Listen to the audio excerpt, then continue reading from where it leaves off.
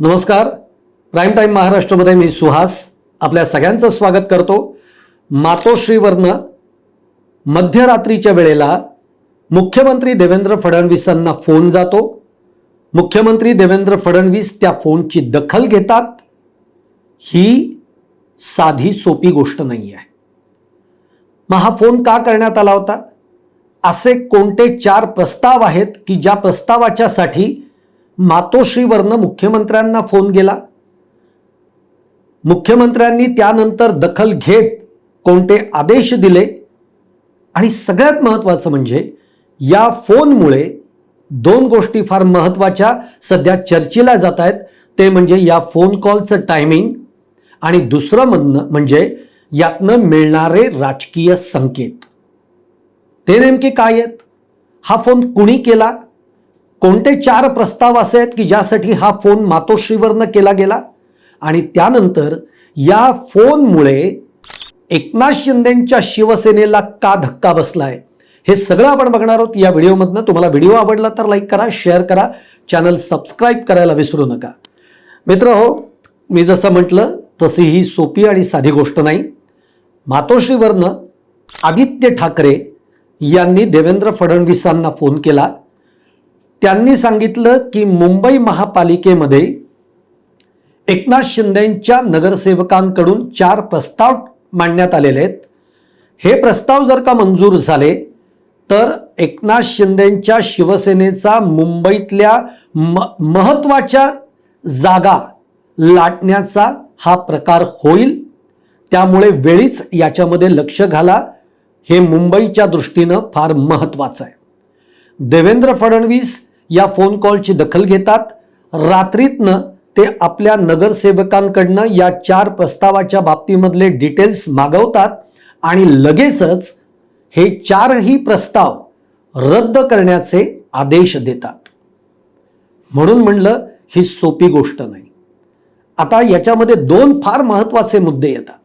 एक, यातनं मिळणारे राजकीय संकेत आणि दुसरं याचं टायमिंग. या दोन्ही मुद्द्यांवर आपण बोलणार आहोत. पण नेमकं काय घडलंय तेही आपण सांगू. आणि तुमच्याही मनामध्ये हा प्रश्न पडला असेल की असे ते कोणते प्रस्ताव आहेत, तर तेही मी तुम्हाला सांगतो. कालच आदित्य ठाकरे यांनी पत्रकार परिषद घेतली. या पत्रकार परिषदेमध्ये आदित्य ठाकरे अत्यंत आक्रमक झाले. आक्रमक होत त्यांनी असा गंभीर आरोप केलेला आहे की एकनाथ शिंदेंच्या शिवसेनेचे नगरसेवक हे मुंबईतली महत्त्वाच्या ठिकाणांच्या जागा बळकावण्याचा प्रयत्न करतायत. या पत्रकार परिषदेमध्ये त्यांनी हा आरोप केल्यानंतर तेवढ्यावर आदित्य ठाकरे थांबले नाहीत. त्यांनी रात्री जरा उशिरा, म्हणून आपण त्याला मध्यरात्री म्हणतोय, मध्यरात्री देवेंद्र फडणवीस यांना फोन केला. देवेंद्र फडणवीसांनी हे सगळं ऐकून घेतलं, त्याची गंभीर दखल घेतली आणि त्यानुसार हे प्रस्ताव स्थगित करण्याचे आदेशही दिले. हे प्रस्ताव काय आहेत नेमके? तर हा प्रस्ताव आहे, एक म्हणजे बांद्रा रेक्लेमेशन सेंटर जे आहे या सेंटरच्या जागेच्या बाबतीतला एक प्रश्न आणि त्यानंतर मलबार हिलमधल्या एका जागेच्या बाबतीतला एक प्रश्न, असे हे 2 प्रस्ताव झाले. दुसरं, 7 हिल्स रुग्णालय जे आहे हे रुग्णालय खाजगी संस्थेला देण्याचा घाट घालण्याचा या प्रस्तावातनं प्रयत्न आहे. आणि त्याचप्रमाणे मुंबईतली 5 रुग्णालयं जी आहेत त्यांच्या ज्या रक्तपेढ्या आहेत या रक्तपेढ्यांच्या खाजगीकरणाचा डाव यामध्ये आहे. असे 4 प्रस्ताव जे आहेत हे 4 प्रस्ताव हे मुंबईकरांसाठी आणि मुंबईच्या दृष्टीनं अत्यंत धोकादायक आहेत. त्यातून मुंबईतल्या महत्त्वाच्या ठिकाणच्या जागा या लाटण्याचा प्रकार यातनं होतोय असा आदित्य ठाकरेंनी गंभीर आरोप या पत्रकार परिषदेमध्ये केला. मुख्यमंत्र्यांनी सुद्धा या बाबतीत सगळे डिटेल्स लगेच मागवले आणि हे प्रस्ताव 4ही प्रस्ताव रद्द केलेले आहेत. याचाच अर्थ एकनाथ शिंदेंच्या शिवसेनेला हा किती मोठा धक्का असेल याचा विचार करा.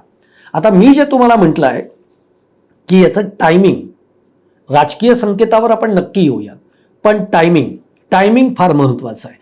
टायमिंग का महत्त्वाचं आहे? सध्या महाराष्ट्रातल्या राजकारणामध्ये महायुतीमध्ये सगळंच काही अलबेल चाललंय असं नाही आहे. आपण बघतोय दिवसागणिक एकनाथ शिंदेंची शिवसेना आणि भाजप यांच्यामधली दरी ही वाढत जातीये.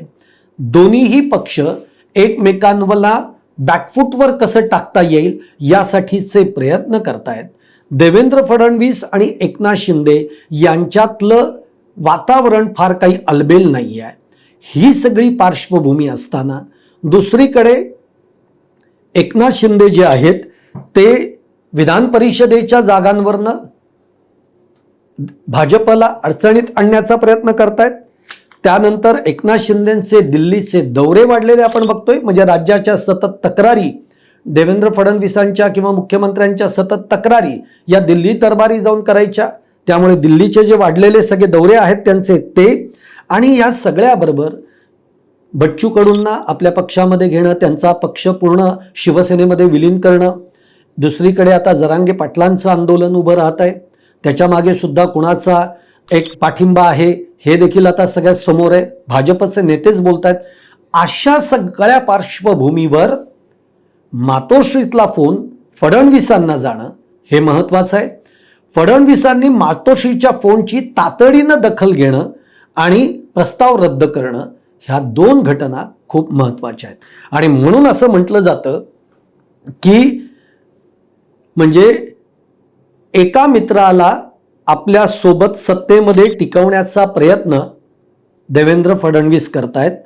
असं करत असताना आपल्या जुन्या मित्रासोबत संवादाची सगळीच दारं बंद करायची नाहीत, हे एक धोरण देवेंद्र फडणवीसांनी अंमलात आणण्याचं आपल्याला बघायला मिळत आहे.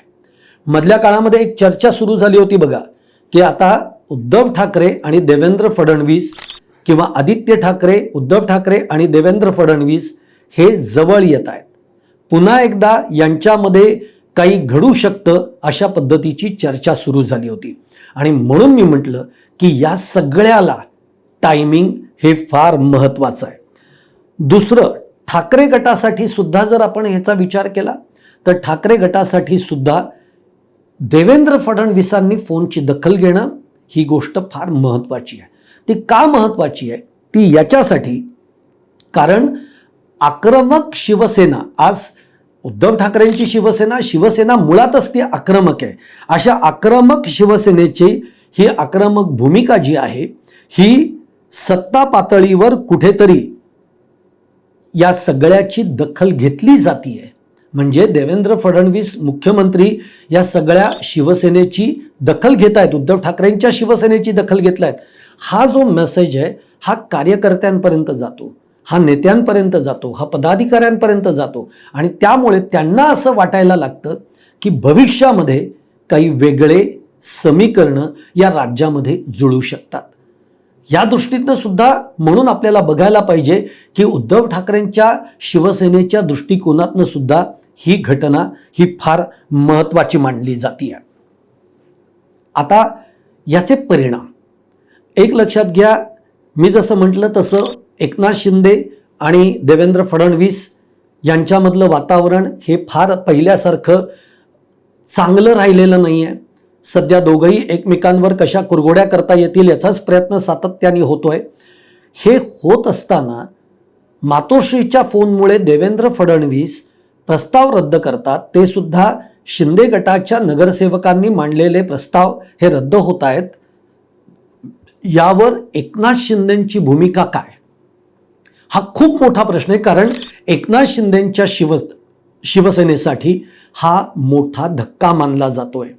एकीकडे आपण सत्तेत आहोत, एकीकडे आपण भाजपचा मित्रपक्ष आहोत आणि दुसरीकडे भाजप किंवा मुख्यमंत्री उद्धव ठाकरेंच्या शिवसेनेची एक जवळीक ठेवतायत, निर्माण करतायत. एक नवं समीकरण तयार होत आहे का, अशा दृष्टिकोनातनं एकनाथ शिंदे सुद्धा या सगळ्याकडे बघत असणार आहेत.